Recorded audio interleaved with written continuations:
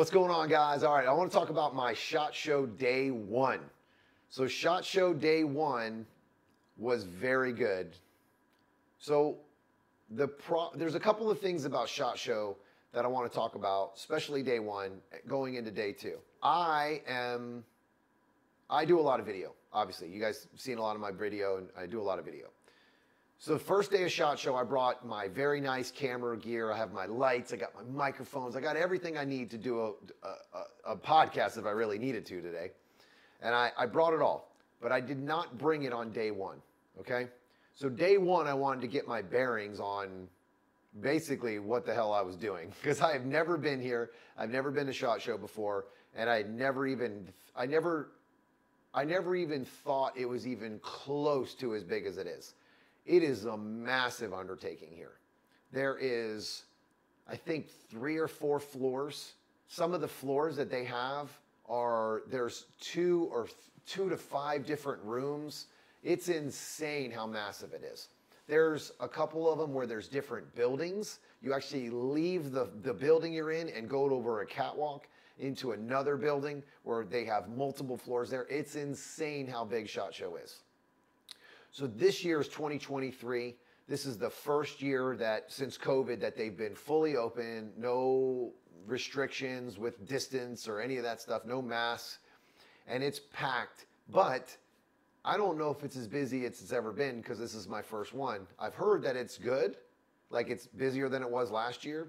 I've also heard that last year was better. It was much more intimate, but there were half the vendors. So that's another thing is all the vendors are here from what I've been told. Like all the big vendors are here. The only one that I did not see that actually did not come to the SHOT Show floor area was SIG. This year, they actually did a range day instead and did not participate in the actual SHOT Show. I thought that was interesting. So I think part of that was because they wanted people to shoot their guns, and that was where they put their money. They brought the ammo, and they really, really showed out for that. Unfortunately, I wasn't able to go to that. I wasn't part of media.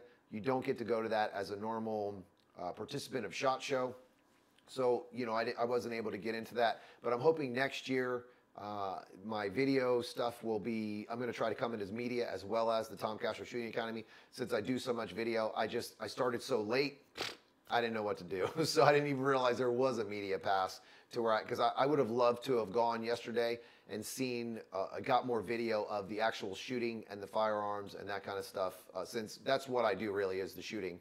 More than I do of I don't do a lot of rifle stuff and all that when it comes to there's a lot of stuff here at SHOT Show that I would never even think would be here. So there's a floor and a section that is almost all police and tactical, right? So like as a new person to SHOT Show, I'm thinking, cool, man, like, yeah, it's all gun store stuff, and it's not. I mean, they have drones here that are the size of a car. If you needed something in the firearm industry, you're going to find it here. It's pretty interesting. It's really like another world that I didn't even know exist. Now, I think some of that is because I'm not a gun guy. Don't get me wrong. I love guns, but I'm a competition shooter. So I stick with what I like. I don't just go out and buy guns because they make them. I buy guns I shoot. I'm a shooter. I'm not a collector. So I like to shoot my firearms, and I do that, right? I shoot them a lot. So I don't need 7 guns that sit in the safe. I just keep shooting the same gun that I like. And here at the SHOT Show, there are tons and tons of manufacturers that you will probably never, ever hear of or see in your life at your local gun store. I mean, we have foreign companies, we have American companies, we have all kinds of different companies here that I didn't even know existed. Just ammunition, okay? Ammunition alone, I have seen vendors that I have never, ever, ever even heard of their name as a bullet company or an ammunition company. So there is a very big world out there that a lot of us as gun owners, especially competition shooters, that have no clue actually is going on. It's pretty interesting because it like popped that bubble that I lived in and made me really think about how small competition shooting is. That being said, I had a couple of people come up to me and knew who I was in the SHOT Show. So that was kind of interesting because I'm still not used to that where people know who I am without me introducing myself. So that was kind of interesting. But again, it's that the SHOT Show on day one for me was very good. I really enjoyed the SHOT Show. I didn't get through more than maybe a quarter of what I wanted to see. But I talked to some of the hopeful sponsors that I'm working on for this year. And I definitely locked up one that I'm super excited with. Once everything is signed and I figure out how all that stuff's going to go, I'm really excited about it because it's going to be something that I can help my local shooters with. And I hope to sponsor some big matches with it. I'm really excited about it. So, but now I'm walking around and I'm starting to talk to people about all kinds of different stuff. So it's really cool. You're starting to see some of these companies pushing some of these products into the competition area. And now that I'm seeing some of this, when you go to talk to them, they're much more open to having that conversation because the competition shooters are the guys that really shoot the products a lot. We beat the crap out of our gear just because of the amount of rounds we put down range. So stopping and talking to some of these companies has really been great for me because it's showing me that our input is being listened to. They are listening to what we're saying as shooters. So whether it's online or whether you send an email, but I had almost an hour conversation about a new dot that just came out that I'm going to do a review on.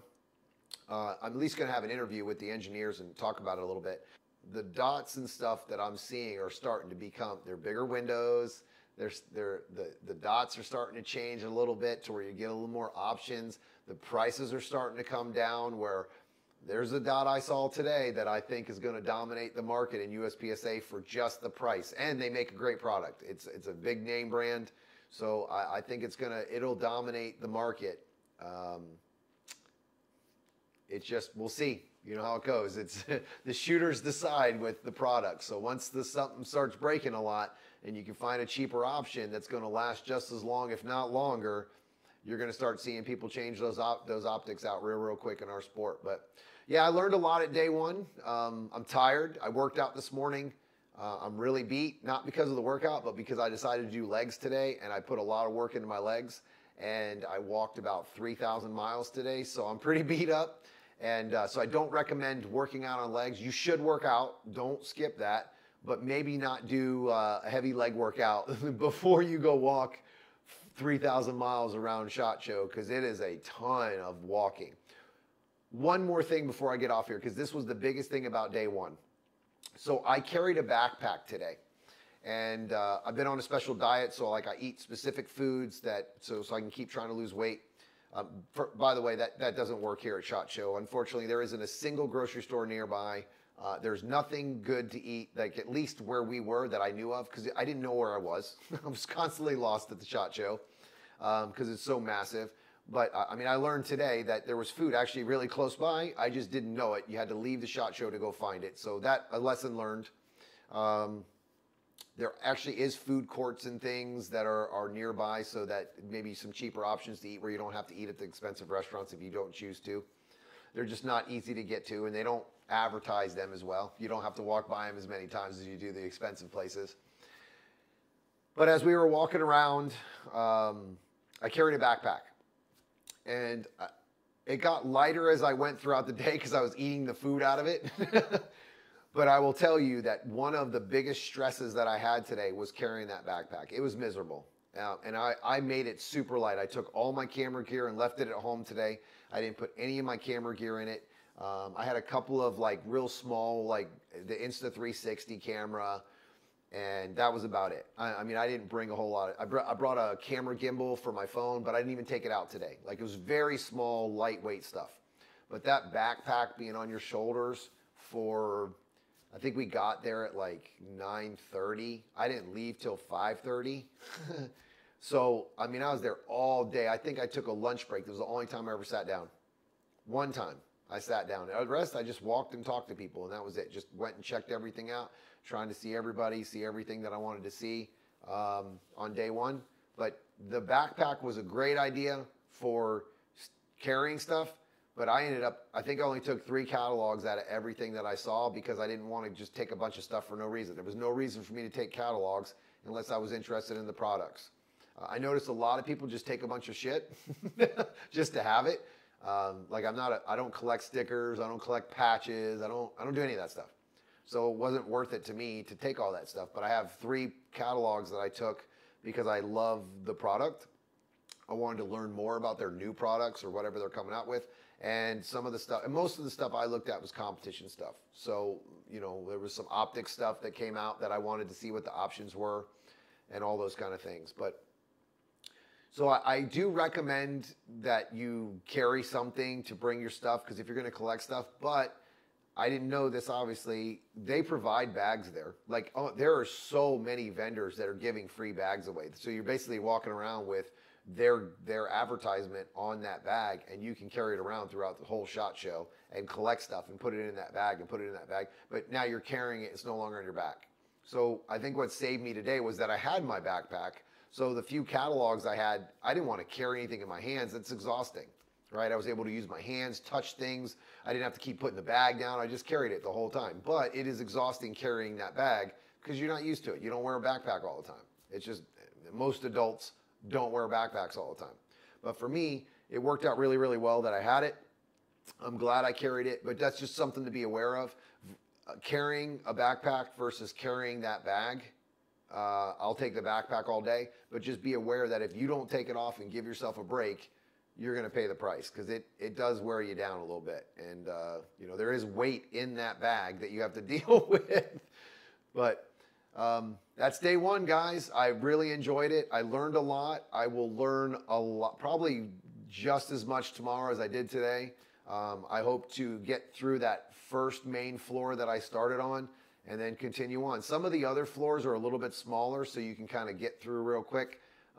There's also some floors or like some areas that I'm not as interested in. So if I don't quite get to those, I don't really care. Like, I do not care about police gear or tactical gear and like night vision. Like, yeah, that stuff's awesome, but it's not my thing. Like, I'm not dropping $10,000 to $20,000 on a pair of night vision so I can see the squirrels in my yard at night. I just, not my thing. Not to say anything bad about other people about it. That's awesome, dude. I have a buddy who has one, and I love to use them. They were cool as hell. But I'm not spending the money on it, right? So for me, that's why it's really important to prioritize when you go to the SHOT Show, what you want to go see. Like, are you a competition shooter? Which, if you're watching this page, you probably are. You're going to want to see the competition stuff, right? So you're going to want to see those red dots. You're going to see those holsters. You want to see those belts, you know, that kind of stuff. So it was interesting because for me, a lot of this isn't based around competition. It's just competition takes this stuff and uses it.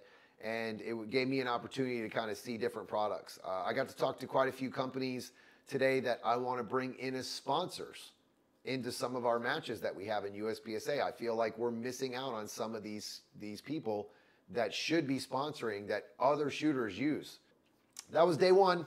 I really enjoyed it. I hope you guys like this video, because I'm going to try to do one of these every single day at SHOT Show, kind of dump my feelings or my opinions and my exhaustion out on you guys. And we'll go from there. All right, guys, if you have any questions, hit me up in those comments, and I'll see you on the rage.